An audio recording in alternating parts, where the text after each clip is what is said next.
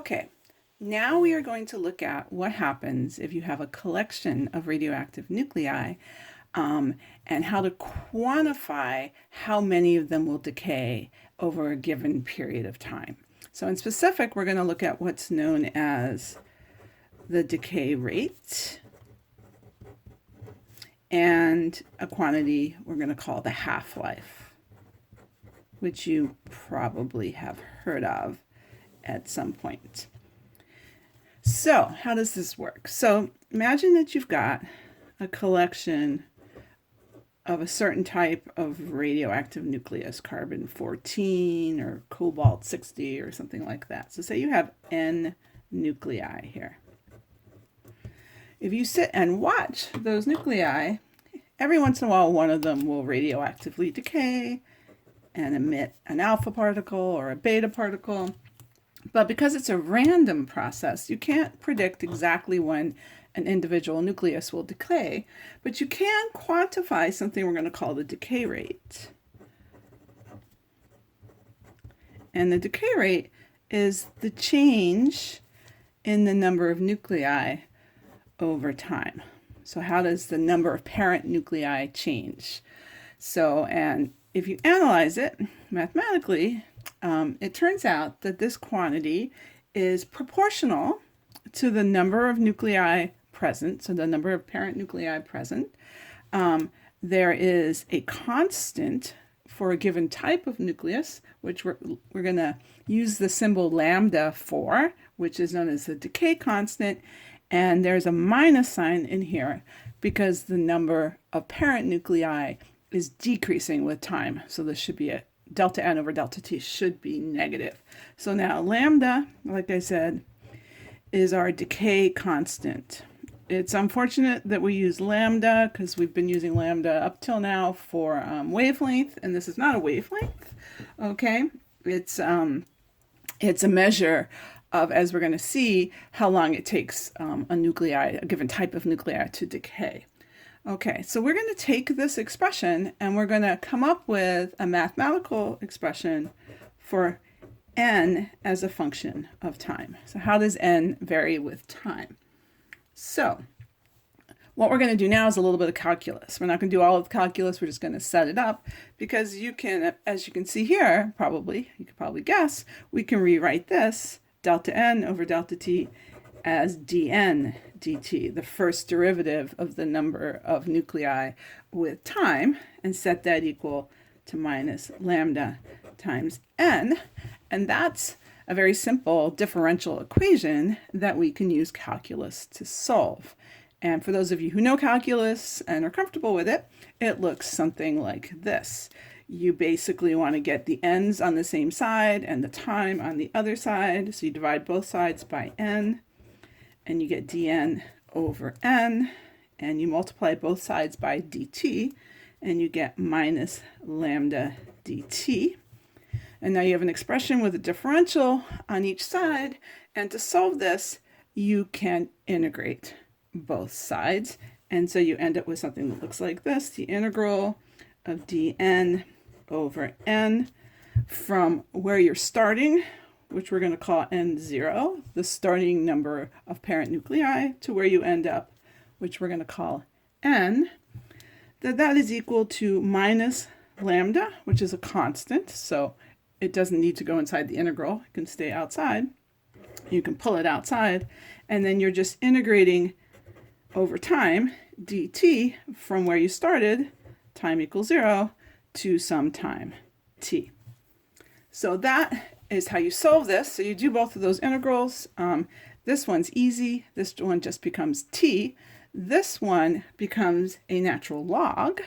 And if you then solve your way through this, and I'm just going to show you the answer, those of you who are good at calculus can do this, you end up with an expression that looks like this, that the number of parent nuclei at some later time is equal to n0, the number you started with at time equals 0, times e, our exponential, to the minus lambda t. So that's how n varies with time. And like I said, N0 is the number of parent nuclei you started with at time equals 0. So this expression is sometimes referred to as the radioactive decay law.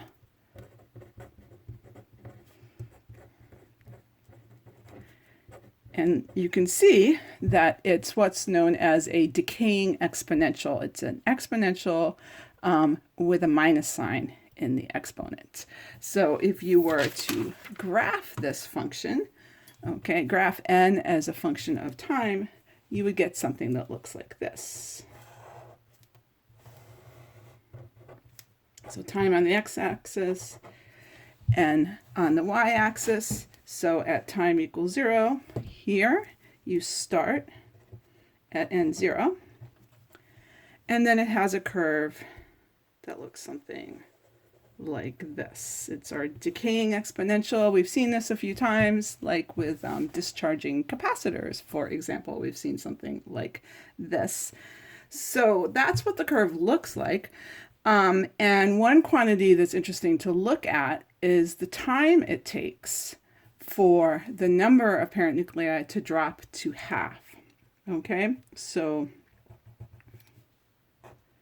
say we look at the time when n has become n0 over 2. We give that time a special name.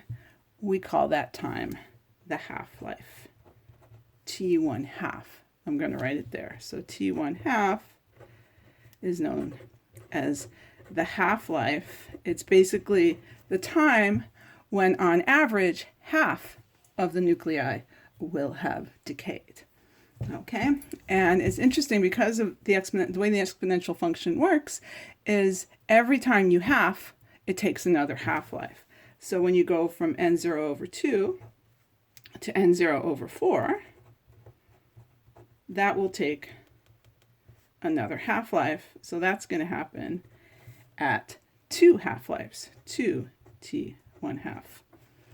Okay, so now half-life is a useful number for understanding how radioactive a sample is, essentially, how fast things decay. So we can actually figure out a relationship between our decay constant and the half-life. So let's try and do that next. So we're going to switch pages now.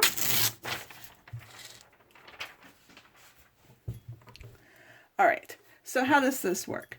Okay, so we're basically going to try and figure out the time when n has dropped to n0 over 2. If we assume we're starting at time equals 0.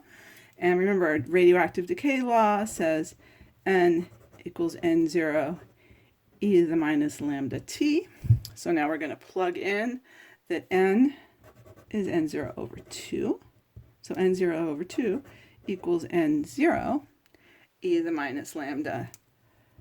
And now we're going to put in that time would be the half-life, right? Because we know that when n goes to n0 over 2, right, that's the half-life. Okay, so what do we get? Well, first thing you can do is divide both sides by n0, and you get 1/2 is equal to e to the minus lambda t1 half. Okay, and now we want to get rid of this exponential so we can solve for t half here. Okay, so how do you get rid of the exponential? Well, the way you usually do, which is you have to take a natural log. So we take a natural log of 1/2 on this side, and that must be equal to the natural log of this thing. And when you take a natural log of e to the something, you just get the exponent. So you just get minus lambda t1/2.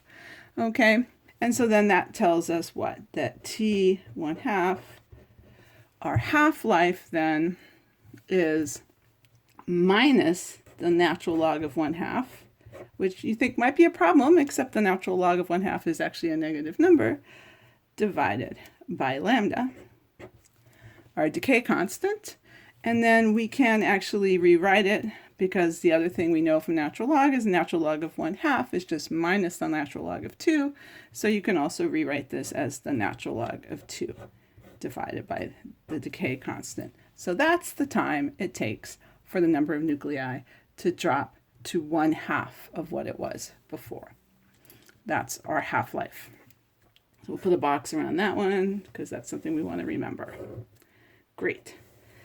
And that's one way to characterize how fast things decay. Another way to characterize it is to look at what's known as the activity, or what this is essentially the same as what we called the decay rate earlier of a given sample, okay, which is essentially, I'm going to define it to be a positive quantity. So before, the decay rate had a negative sign in it, right? But which is basically just the absolute value of delta n. So basically, how fast does n change with time? Or if you write it using calculus, that's just dn dt. Okay, and we can figure that out by going back to our radioactive decay law. N equals n0 e to the minus lambda t, and we can take a derivative of both sides. So a little bit more calculus here. So if we take a derivative with respect to t, dn dt on one side, n0 is a constant, so it just comes along for the ride. And when we take a derivative of e to the minus lambda t, we pick up a minus lambda, right? So we get minus lambda e to the minus lambda t. Looks something like that, right? The exponential just comes back the same way as it was before. Okay, and so now if we want the absolute value of this thing, right, then we're going to lose the minus sign. So the absolute value then of dn dt is just lambda n0 e to the minus lambda t.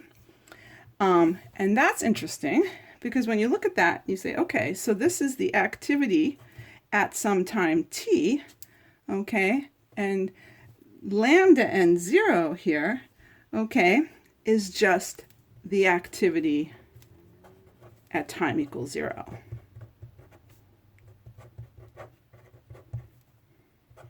And how do we know that? Because if you plug time equals 0 into this function here, we get 1.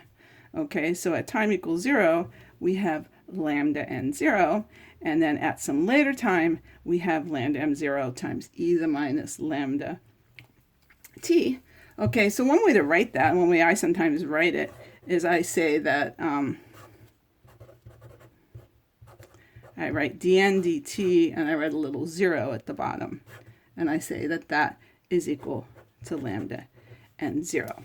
Okay, and the other thing to notice here that's really interesting is that not only, as we can see up here, does the number of parent nuclei decrease as a decaying exponential, the activity or the decay rate here of a given sample of nuclei decreases as a decaying exponential. Both of those functions decay the same way at the same rate with the same function in that exponent.